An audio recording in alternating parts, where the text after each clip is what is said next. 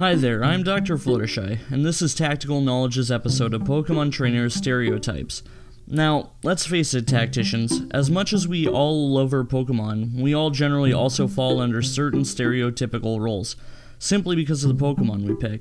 Why is that? I don't know, but that's how it rolls, and I'm gonna bring you just a few of these stereotypes. Now, before we begin, I'm just gonna remind you of three things.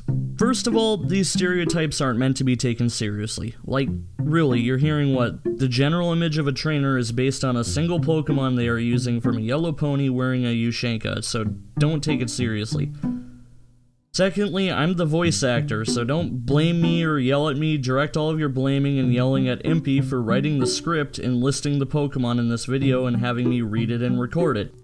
Thirdly, this is meant to make fun of ourselves, so just go with the flow, have a laugh, and ask why we do what we do. Now, with all of that said, let's get started.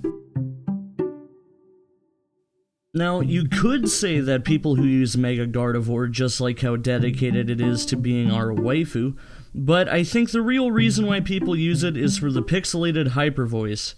Be honest with yourselves, how often do you see a Mega Gardevoir use something besides hyper voice? Might as well have it as the only move on that thing.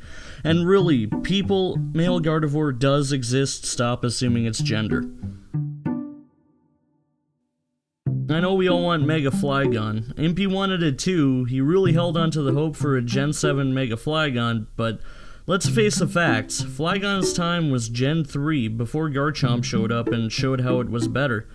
Sure, it got Dragon Dance, but I don't know. People who use it are just holding on to the hope that it can be really good in the future. That, or I guess they just like Flygon. There are two stereotypes attached to this one. The typical shiny protein Greninja with 6 IVs you can guess was bred, and two, the regular colored Ash Greninja everyone seems to always have on their team. The people who use this Pokemon do so because it's by far one of the most powerful and versatile Pokemon available, capable of sweeping on its own. Then there are those wannabe trainers, simply using it because they saw it sweep them once and want to copy those who win with it. Either way, it's not nice either road you take. If you're using this Pokemon, I don't care who you are, you don't want people to have fun. A Pokemon with Minimize and Stockpile. Isn't Drifblim enough? Why you gotta go with a Pokemon that's literally poison? It's poisonous to the touch.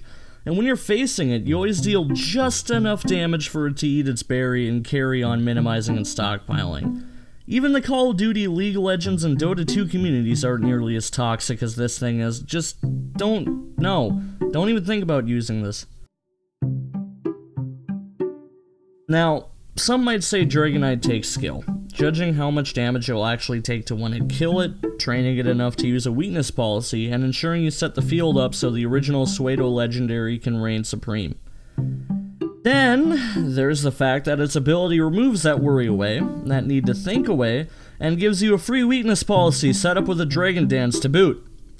Basically, there's nothing wrong with that, but wait, what was wrong with this Pokemon again, and why do people hate it?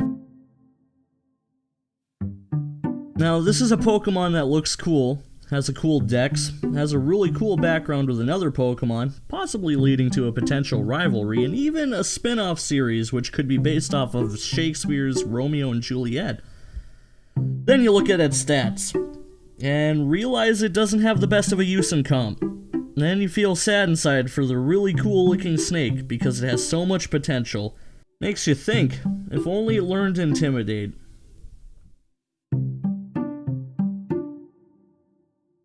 There are those trainers who think themselves better than others, who are unfazed by insults and calls to their integrity as trainers for using one-trick Pokemon, who simply brush off shouts that say they lack creativity or ingenuity.